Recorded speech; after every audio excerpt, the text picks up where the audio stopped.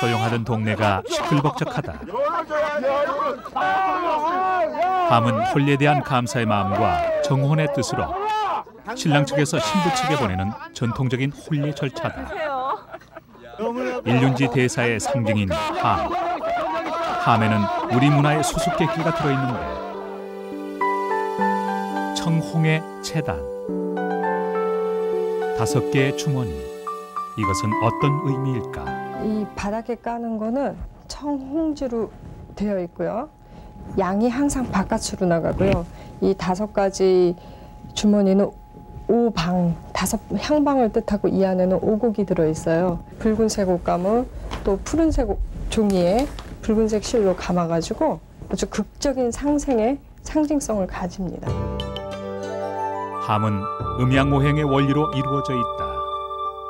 이렇듯 음양오행은 우리 문화 곳곳에 숨어 있는데 우리 문화의 숨은 코드, 음양오행, 그 잃어버린 언어의 세계로 떠나보자.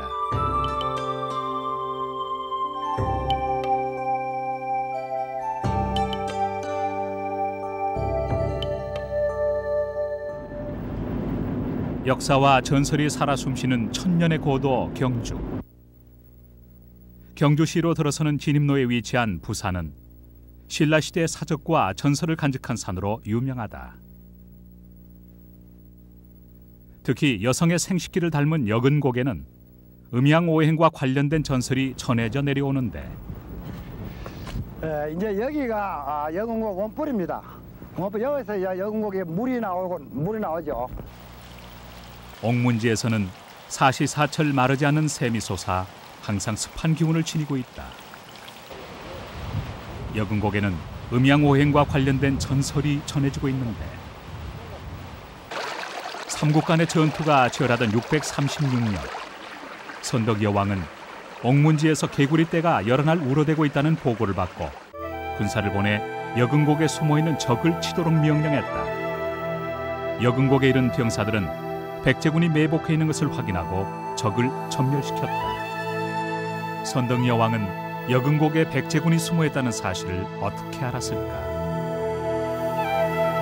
개구리는 성내는 형상이니 군사의 상징이고 옥문이란 여근이요 여자는 음인데 그 색은 희고 흰 것은 서쪽이다. 그 여근곡 설화에서 음양오행이라는 것은 결국 이제 신라라는 게 아군이니까 양으로 보고 백제는 적군이니까 음으로 봐야 되지 않겠습니까? 음이 어딘가는 숨어서 양을 노리고 있다는 거죠. 그러면 어느 방향이냐, 방향을 찾아야 군대를 동원시킬 수 있지 않습니까? 그러니까 그 설화가 나왔던 방향이 서쪽의 연못이었다는 거예요. 결국 오행의 방향입니다. 오행의 서쪽은 여자의 방향이고 흰색이고 그런 또 여자의 여근이라는 것은 늘 습기가 차 있는 곳이고 거기에서 군대가 그 개구리처럼 모양의 군대가 숨으니까 잡을 수 있었고 그런 것을 이제 이 음양오행의 원리를 환히 알았기 때문에 이 선덕의 왕은 그걸 전부 다 잡아낼 수 있는 그런 지혜를 가진 거죠.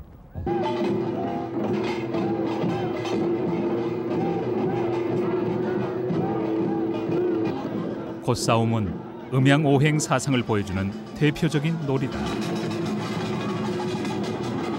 마을 사람들은 남성을 상징하는 동부와 여성을 상징하는 서부로 나뉘어 20여일 동안 놀이를 벌인다. 밀고 당기는 콧싸움은 상대방의 코를 눌러 땅에 닿게 하면 끝난다. 칠성마을의 터가 거세 이를 누르기 위해 시작된 콧싸움은 대립보다는 풍년을 기원하는 마을 화합의 대동제다. 그래서 여성을 상징하는 서부가 이겨야 풍년이 든다고 전해진다.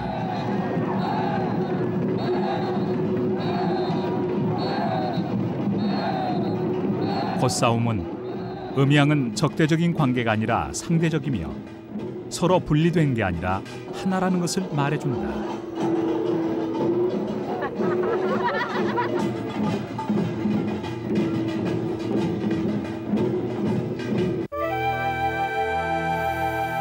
음양이란 낮에는 태양이 비치고 밤이 되면 어두워지는 자연의 이치를 나타낸다. 낮이 가고 밤이 오듯이 밤이 가고 다시 새벽이 오듯이 음은 양을 낳고 양은 음을 낳는다. 음양 사상은 태극 무늬에 잘 나타나 있다. 가문사에는 우리나라에서 가장 오래된 태극 문양이 남아 있어 이 시대에 이미 태극 문양이 민족의 상징으로 쓰였음을 짐작해야 한다. 돌기둥에 새겨진 물결 무늬가 그것인데 이것은 음과 양을 나타내는 번개 모양과 태극 모양을 하고 있다. 우리 민족의 상징인 태극. 태극은 과연 무엇일까? 태극이라고 하는 것이 가장 특징적인 것은 그냥 두 개의 서로 음과 양의 대립적인 구조만을 가지고 있는 게 아니라 그것이 서로 상보적이고 또 서로에게 대대적인, 우리가 대대적이라는 말을 쓰는데 단순히 대립되는 그런 개념이 아니라 서로에게 상보적인 그런 관계성을 철학적으로 내포하고 있는 도상이라고 보시면 됩니다. 우주 탄생 이전 존재도 없고 움직임도 없는 상태를 무국이라 한다. 영원할 것 같은 무국에도 시간은 흐르고 텅 비어있던 천지가 움직이기 시작한다. 이제 곧 탄생할 빛과 그림자를 품은 우주. 이것이 태극이다. 태극은 음과 양이 분화되기 전의 상태로 만물이 시작되는 근원이다.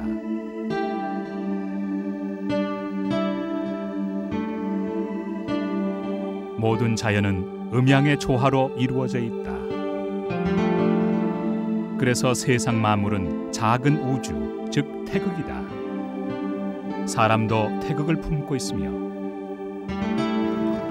씨앗도 태극을 품고 있다. 봄이 되면 언 땅을 뚫고 태어날 새로운 생명을 품고 있는 것이다. 오행이란 말 그들은 행이라는 글자의 본래의 의미대로 변화를 파악하는 방법입니다. 그래서 봄, 여름, 가을, 겨울을 인식한다든지 나무가 봄에는 싹이 나고 여름엔 잎이 커지고 가을에 결실을 맺고 겨울에는 또 앙상한 나무로 다시 돌아간다든지 하는 것 같이 시간의 흐름에 따라서 물질이 변화하는 모습을 파악하는 방법이라고 할 수 있습니다. 태극은 정지한 것이 아니라 음에서 양으로, 양에서 음으로 거대한 원을 그리며 순환한다. 팽창의 과정에서 처음 한 방향으로 뚫고 나오는 힘을 목이라 한다. 목을 통해 한 방향으로 뚫고 나온 힘은 사방팔방으로 흩어지는데 이것을 화라 한다.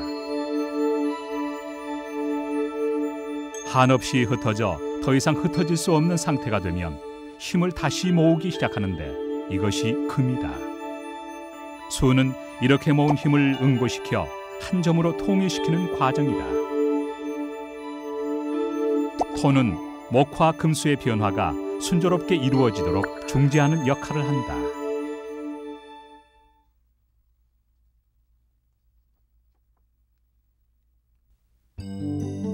음양오행은 어려운 철학 사상이 아니다.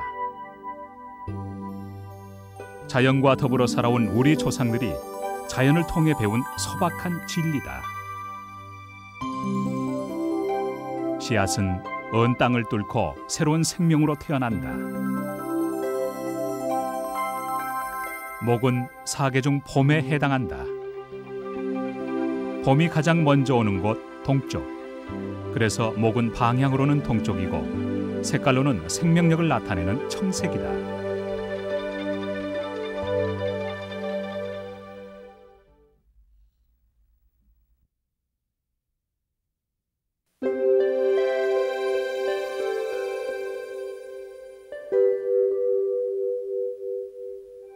여름이 되면 봄의 새싹은 무성한 잎사귀를 피운다. 생명이 솟구치는 것이다. 화는 계절로는 여름이고 방향은 여름이 가장 긴 남쪽이다. 색깔로는 염천 하늘의 태양처럼 붉은색이다.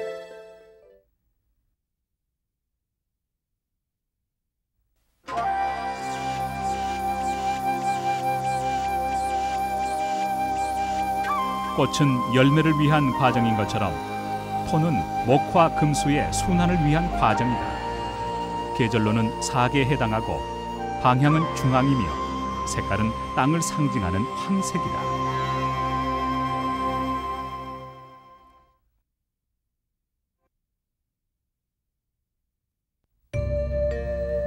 꽃이 지면 열매를 맺는다. 여름 동안 무성하던 생명이 다시 한 점으로 모이는 것이다. 금은 계절로는 가을이고 방향은 해가 지는 서쪽이며 색깔은 흰색이다.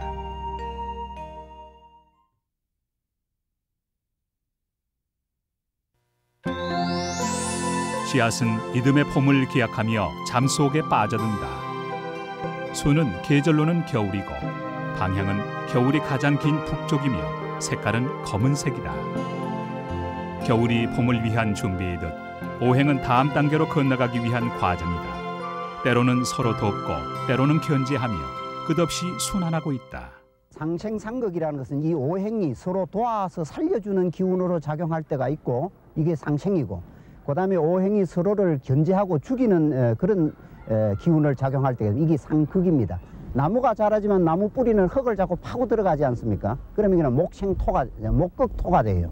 나무가 흙을 못 살게 한다는 거죠. 그 다음에 이제 물이 흘러가는데 흙을 갖다가 막아버리면, 댐을 막아버리면 물이 흐르지 못하지 않습니까? 그러면 이거는 토극수가 됩니다. 흙이 물을 못 가게 견제해버린다는 거죠. 그와 마찬가지로 이제 불이 활발할 때 물을 끼얹으면은 이제 수극화가 되거든요. 물은 불을 견제해버리고 죽여버린다는 이런 원리로서 이제 상극이 나오게 되는 겁니다. 음양오행은 지금으로부터 약 5,600년 전 태호 복희 씨가 용마의 등에서 계시를 받아 만든 것을 공자가 철학적으로 해석한 것으로 알려져 있다. 전국시대를 거치면서 음양오행설은 새로운 정치 질서 수립의 이념적 도구로 유교와 도교에 영향을 미쳤고, 점성술, 의학, 풍수지리, 민간 신앙에 이르기까지 동양 사상의 뿌리를 이루게 된다. 음양오행 사상을 괴를 통해 나타낸 것이 역으로 가장 유명한 것은 주나라 시대 주역이다. 중국과 지리적, 역사적으로 밀접한 관계에 있던 우리나라가 음양오행설을 도입하게 된 것은 자연스러운 일인지도 모른다.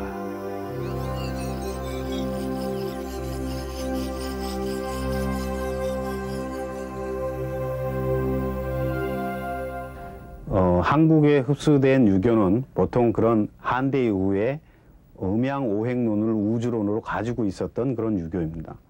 그래서 그 유교는 조선시대가 건국되면서 유교를 국교로 삼았고, 그 유교의 기본적인 그런 원리들이 사회 각 부분으로 침투하게 됩니다. 우리가 흔히 아는 오상, 인의 예지실이라는 것도 1:1로 오행에 다 배당이 되어 있습니다. 조선시대 음양오행은 정치 이념으로 우리 문화의 근간을 이루고 있다. 그중 가장 대표적인 것이 유교와 훈민정음이다. 하늘과 땅의 이치는 오직 음양오행뿐이다. 그러므로 사람의 말소리에도 모두 음양의 이치가 있다. 먼저 모음에 해당하는 천지인 기본자는 먼저 천부터 살펴보면, 천은 그 양의 기운 아래아에 해당하고, 지는 음의 기운인 의에 해당하고, 그다음 이는 중성자 이에 해당합니다. 자음의 경우는 그 오음인 후아 설치 순 이 오음이 오행 각각 수목 화금토에 해당함으로써 오행의 바탕을 두어 만들어졌다고 볼 수 있겠습니다. 음양으로 이루어진 모음, 목화 토금수 상생의 순서로 이루어진 자음. 한글은 이렇듯 우주 만물의 원리를 그대로 담아내고 있다.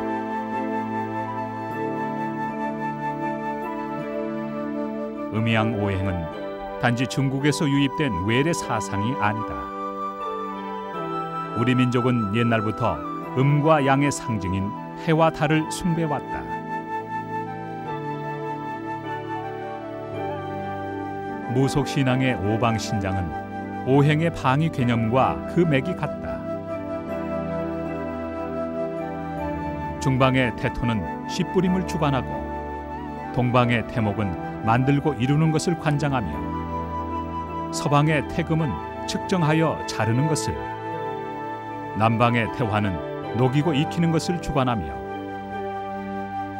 북방의 태수는 크고 윤택하게 세상을 다스린다.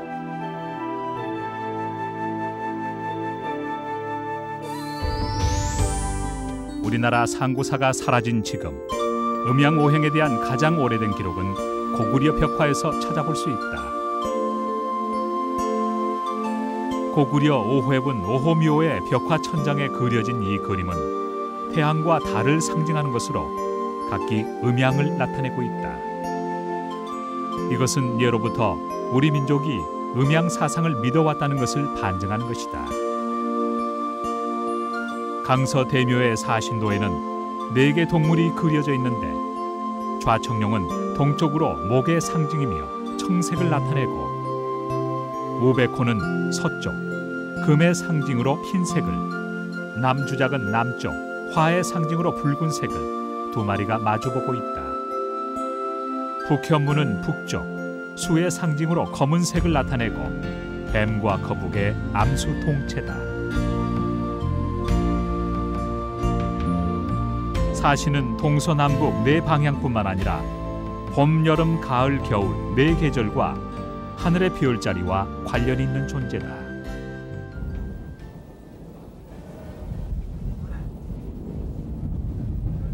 조선 500년의 정도 서울에는 어떤 음양오행의 수수께끼가 숨어 있을까? 서울은 풍수지리에 따라 세워진 계획도시라고 한다. 서울은 북쪽의 백악산을 주산으로 동쪽의 낙산, 서쪽의 인왕산, 남쪽의 남산을 사신으로 거느린 길지다. 조선시대의 가장 중요한 궁전인 경복궁. 세계 문을 차례로 지나면 정가운데 왕이 정사를 돌보던 근정전이 있다. 정중앙은 오행중 토로, 황제 자리다. 근정전의 뒤쪽 깊숙한 곳에 왕비의 침전이자 잉태의 장소인 교태전이 있다. 교태전의 모습은 태극을 형상화하고 있는데 이것은 모든 천지와 음양의 기운이 한데 어울려 만물의 근원이 된다는 뜻을 담고 있다. 동쪽에는 세자의 거처인 통궁이 있다. 동쪽은 해가 떠오르는 곳으로 오행의 목을 뜻하며 세자는 자라서 왕이 된다는 뜻이다.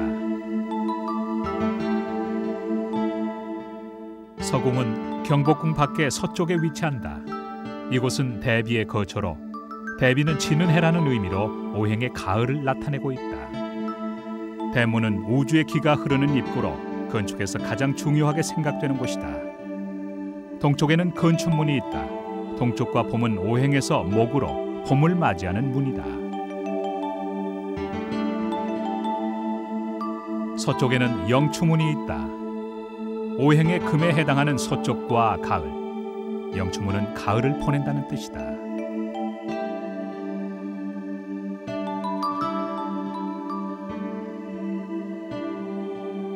광화문을 지키고 있는 한 쌍의 해태.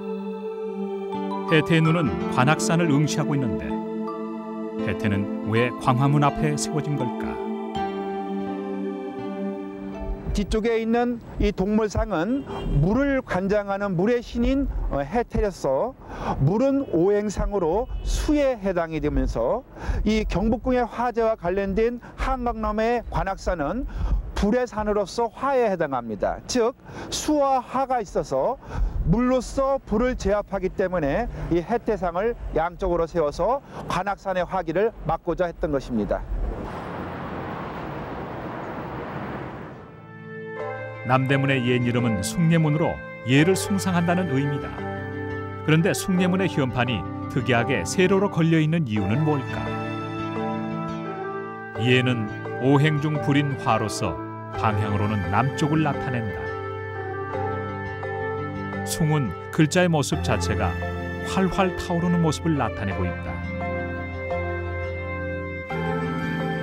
이것은 세로 현판으로서 관악산의 화기를 막기 위한 이열치열의 방법이었던 것이다.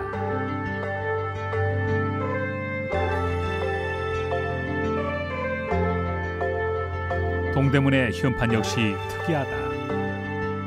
다른 문의 현판이 모두 3글자인데 비해 흥인지문은 4글자다. 처음에는 동대문의 이름 역시 흥인문이었다는데 무슨 까닭이 있는 것일까?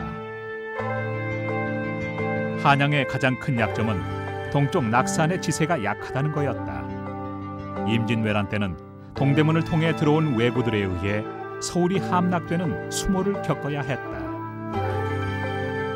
이 미약한 산세를 비보하기 위하여서 산세가 웅장하게 뻗어가는 형태의 글자인 지자를 그 문의 이름에 첨가하여서 흥인문이라 하지 아니하고 흥인지문으로 고쳐 부르게 되었습니다.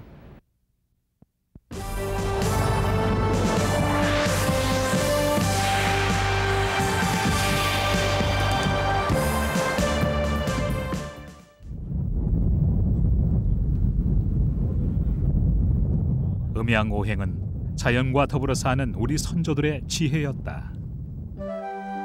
우주 만물은 모두 음양오행의 이치를 따른다.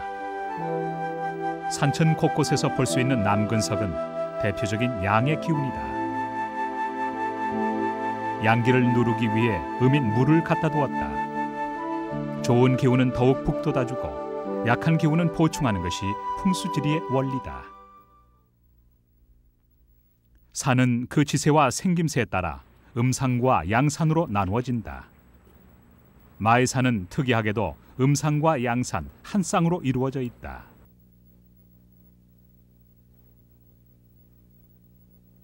마의산 탑사에는 80여 개의 다양한 돌탑이 산재해 있다.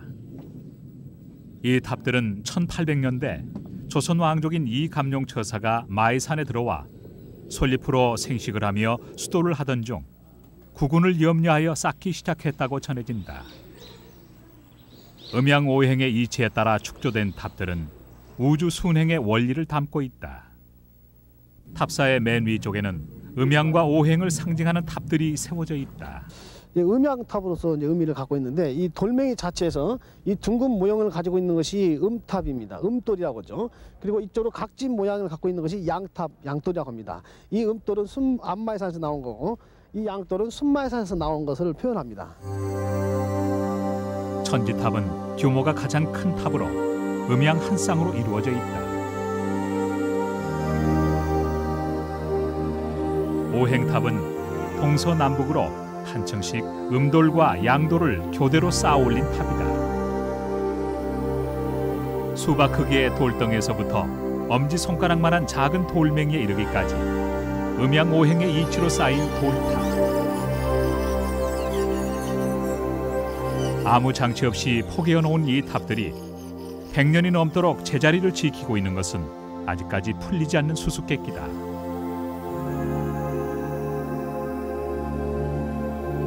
정말로 음양의 조화가 모진 풍파를 이겨낸 비결일까?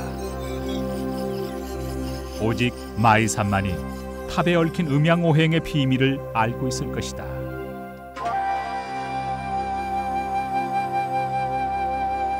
풍수지리는 음양오행을 기본 원리로 하고 있다.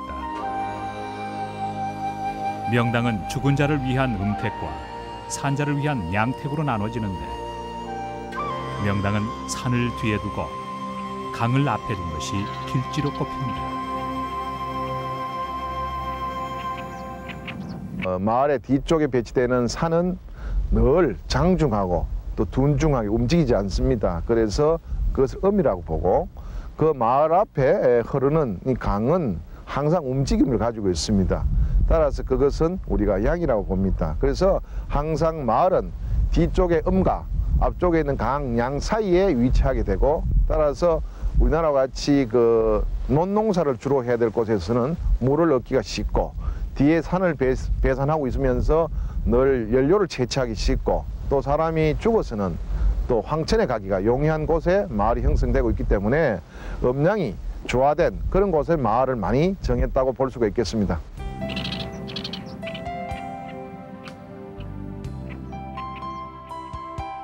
안동 하회마을은 낙동강이 마을을 태극 모양으로 안고 도우는 형세로 마을 입지 조건으로는 최고로 꼽힌다.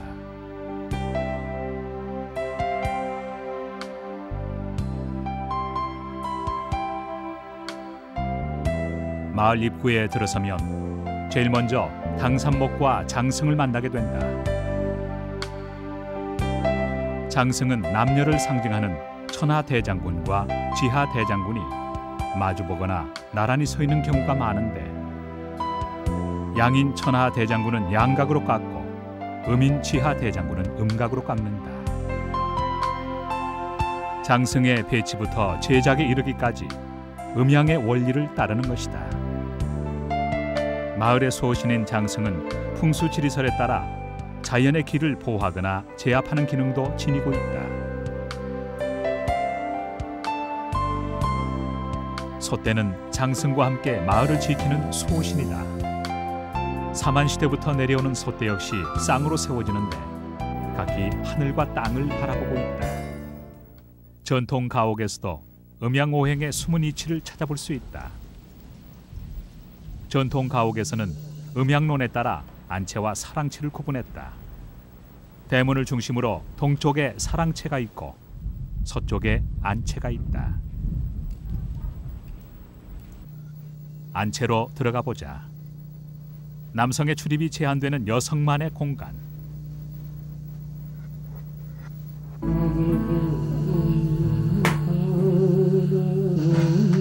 안채는 여자들의 주생활 공간인 안방과 가사일을 돌보는 공간으로 구성된다.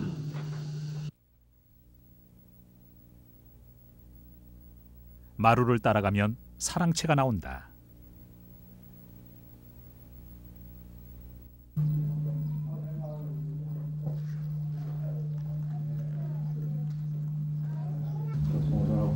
사랑채는 남자들의 주생활 공간이다.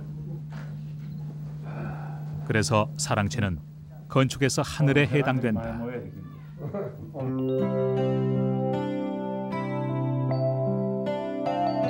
사당은 북동쪽에 위치해 있다. 죽음은 탄생을 위한 준비 과정이라는 오행론적 사상을 반영하는 것이다.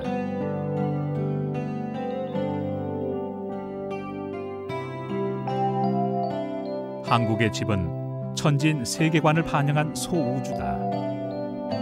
하늘에 닿기 위한 기단은 신성한 장소이며 기둥은 권위를 상징하고 지붕은 하늘의 상징이다. 4개의 기둥으로 둘러싸인 공간을 간이라고 하는데 간은 신성한 영역으로 여겨졌다. 아이들의 거처는 탄생, 성장의 목에 해당하는 동쪽에 위치한다. 곡간은 모으는 힘이 강한 금의 방향인 서쪽에 위치한다. 북쪽에는 부엌이 있다. 아궁이는 생산을 의미하는 자궁에 해당되기 때문이다. 그래서 부엌은 집안에서도 가장 중요한 곳으로 신앙의 대상이었다. 뭐 오늘날도 마찬가지겠지만 사람의 음식은 상당히 중요합니다. 먹고 사는 데 중요한데 조선시대 사람들도 부엌을 관장하는 신인 조항신이 있다고 믿고 그 조항신을 불의 신으로 모셨습니다. 그리고 그 불의 신을 모시고 거기에서 나오는 음식이 청결하고 또 청결한 음식을 먹고 가족이 건강하고 또 안녕하기를 빌었습니다. 불을 다루는 부엌에는 화재 예방을 위해 해자나 숫자를 써붙였다. 장독대는 북쪽 제일 끝에 위치해 있다.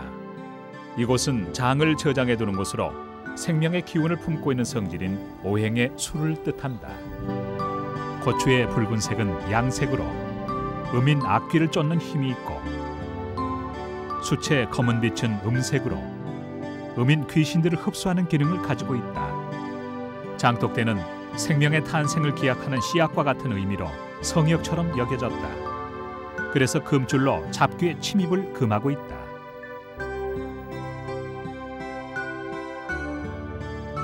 공동우물은 마을의 생명줄로 자연의 정기가 모인 곳이다. 예로부터 우물을 잘못하면 마을에 병고가 생긴다고 믿었다.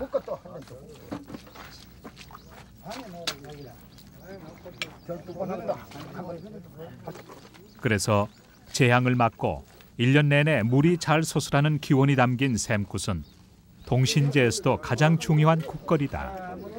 이시나 저시나 눌리세. 기원을 마친 사람들은 꽹과리와 북, 장구, 지잉의 가락에 맞춰 펑펑 솟으라 소리치며 샘 주변을 돈다. 이샘물을 쳐서 옥토 덩어리 되었구나.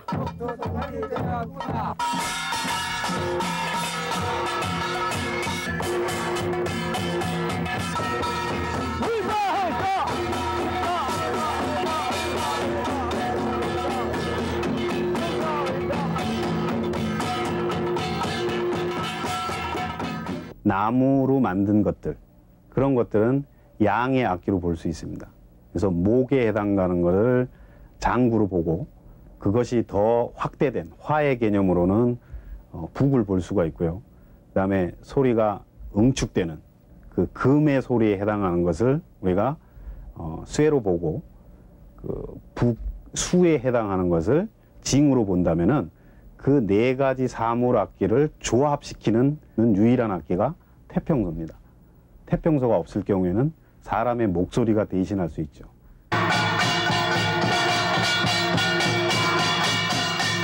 농악은 음양오행이 완전한 조화를 이룬 우리의 민속 음악이다.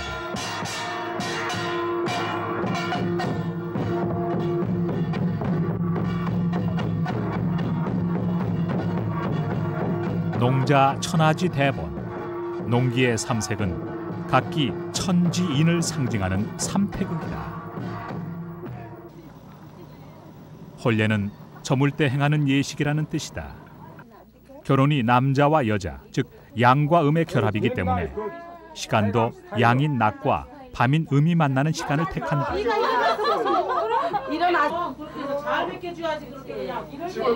신랑의 청색은 방위상으로 태양이 솟아오르는 동방인 까닭에 양기가 왕성한 것을 상징한다. 신부의 다홍색은 기쁨을 표현하고 애곤을 막는 뜻이 깃들어 있으며, 흙을 상징하는 노란 저고리는 탄생과 새 출발을 의미한다. 전통 혼례복은 부부 금실과 자손의 부귀 영화를 기원하는 축원의 의미를 담고 있는 것이다. 야, 빨리 구멍 뚫어 빨리.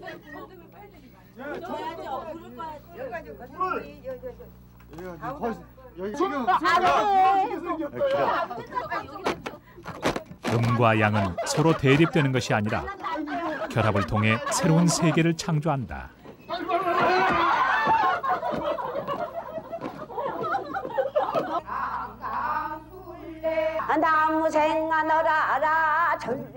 음양이 끝없이 돌며 태극을 그리는 강강술래. 한복에도 음양오행의 이치가 숨어 있다는데,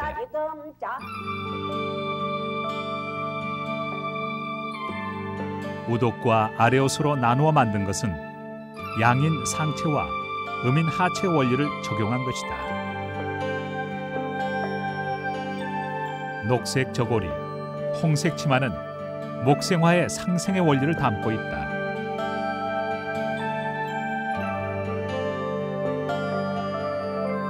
고구려 벽화를 보면 3세기 초에 이미 5색을 두루 갖춘 색동옷이 출현하고 있다.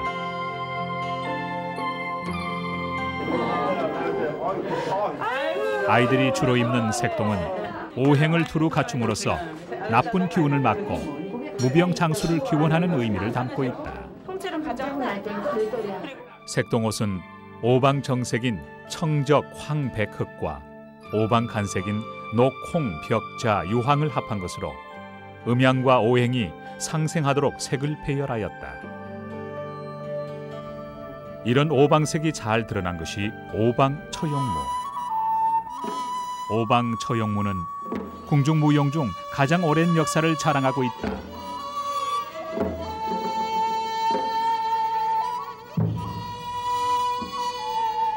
조선시대의 통치 이념을 상징하는 오방처용무는 음양오행의 방향과 색채를 나타내고 있다.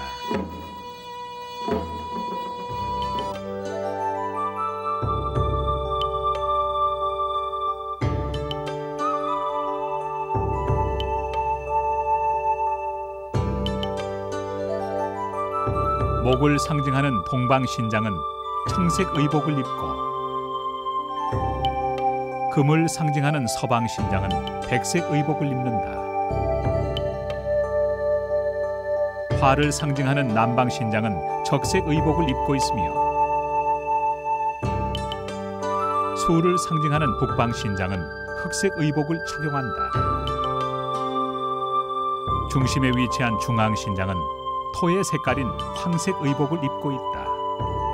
동쪽을 봤으면 을의 서쪽을 보고 남쪽을 보고 북쪽을 보고 또 오방을 짰으면 동서남북에 한 번씩 가운데 오고 중앙하고 상대로 하고 해서 그 원틀이 또 아주 체계가 있고 사리에 맞지 않나. 다섯 신장은 원을 돌면서 오행의 상생상극을 그려낸다.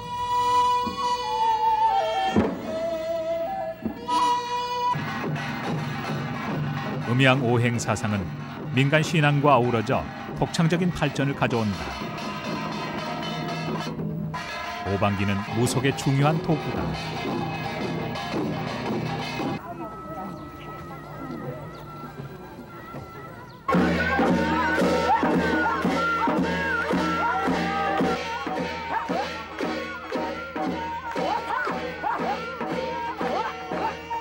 오방기에서 적새끼는 재수를 주고 백새끼는 병을 낫게 해주고 황새끼는 애기 많고 청새끼는 재물을 불려주며 흑색이나 녹색의 기는 질병과 우환을 나타낸다.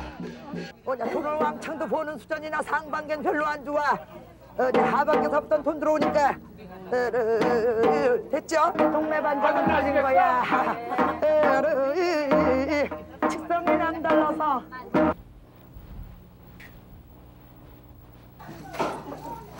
밥이 보약이라는 말이 있다. 우리의 주식인 밥 속에는 오행의 기운이 다 들어있다. 적당한 양을 맞추어 붓는 물은 수기. 나무에 불을 피워서 밥을 하므로 화기와 먹기를 고루 갖추게 된다. 또 밥을 짓는 가마솥은 쇠로 만든 금기다. 못 먹겠구만.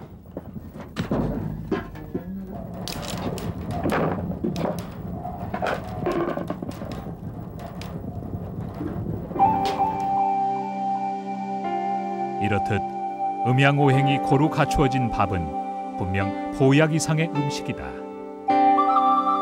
음식이 놓이는 반상은 대부분 둥근 형태로 하늘을 나타내고 양을 상징한다.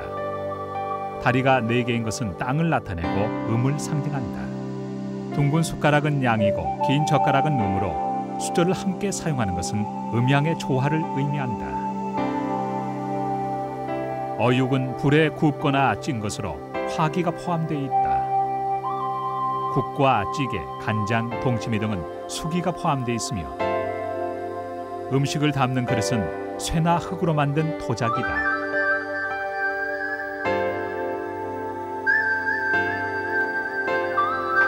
이렇듯 음식과 식기로 이루어진 상차림에는 음양오행이 모두 구비되어 있다.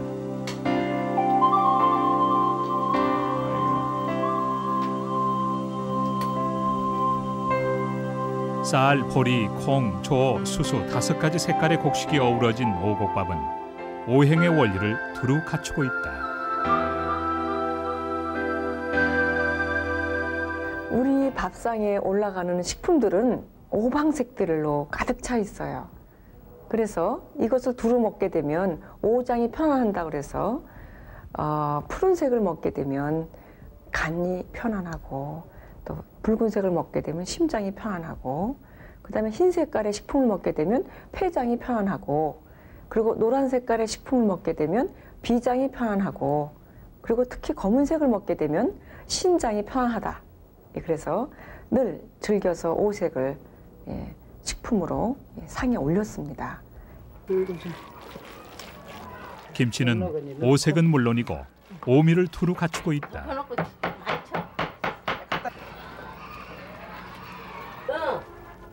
배추의 쓴맛과 단맛, 고춧가루의 매운맛, 젓갈과 소금의 짠맛, 익었을 때 신맛. 김치는 우리의 건강을 지켜주는 완벽한 식품이다. 공간이 없이.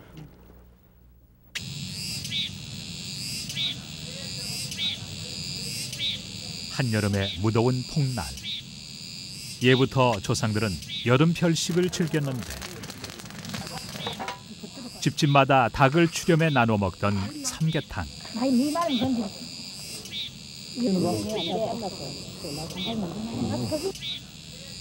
산천도 지친 여름. 보기만 해도 덥기만 한 삼계탕을 먹는 까닭은 무엇일까?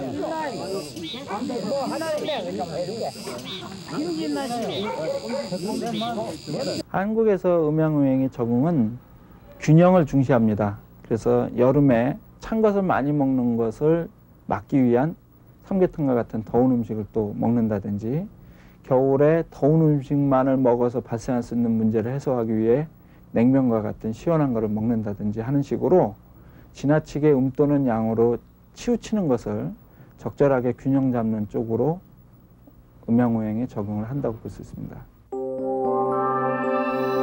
한의학은 음양오행을 기본 원리로 발전해 왔다.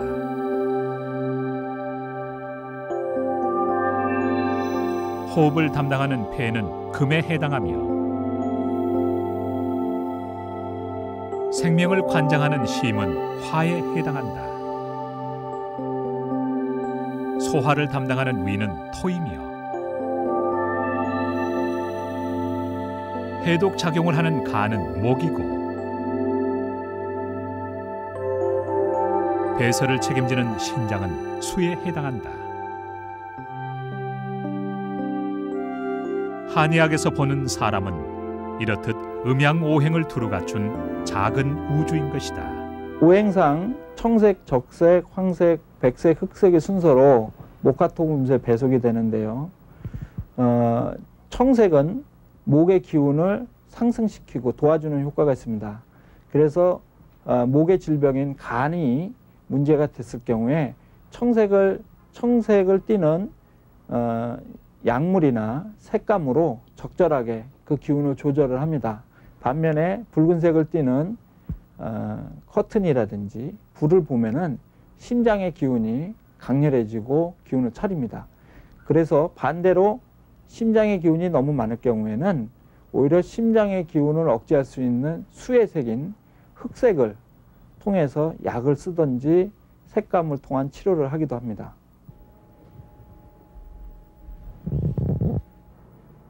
이렇듯 음양오행은 사람의 정신세계뿐만 아니라 신체 건강을 유지하는 원리에도 적용된다. 이쪽에 놓은 것은 그 비장의 기운을 덜어내는 쪽에 침을 놓은 것이고요. 이쪽에 놓은 것은 목의 기운이 강한 간을 보강시키는 침법을 쓴 겁니다. 음양오행이 조화를 이루고 있는 작은 소우주. 이 조화가 깨지면 병이 된다.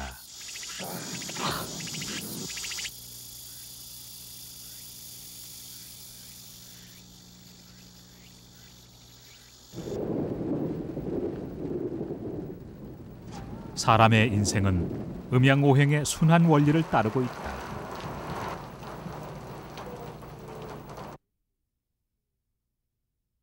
사람은 음인 무생물에서 시작되어 태어날 때 양이 극에 달했다가 서서히 음으로 변해간다.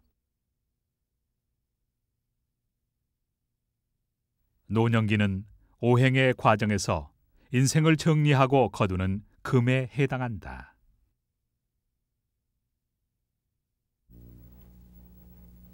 음이 극에 달하면 사람은 다시 흙으로 돌아간다.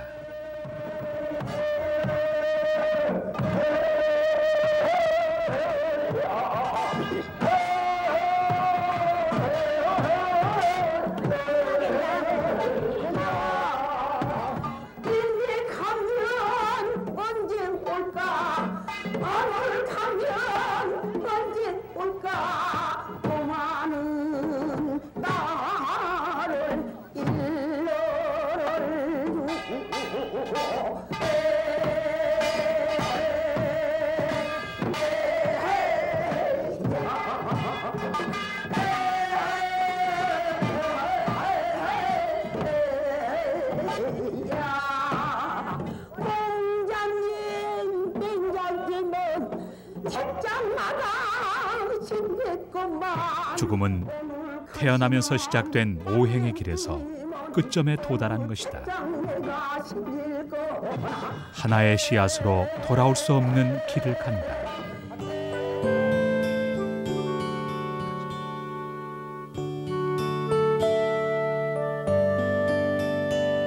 낮이 가면 밤이 오고 밤이 가면 다시 아침이 오듯 죽음은 끝이 아니다. 씨앗이 봄을 기다리듯 죽음은 새로운 탄생을 위한 하나의 과정일 뿐이다. 우리 문화의 곳곳에 숨어있는 음양오행. 아직도 우리는 음양오행의 부호에 둘러싸여 있다.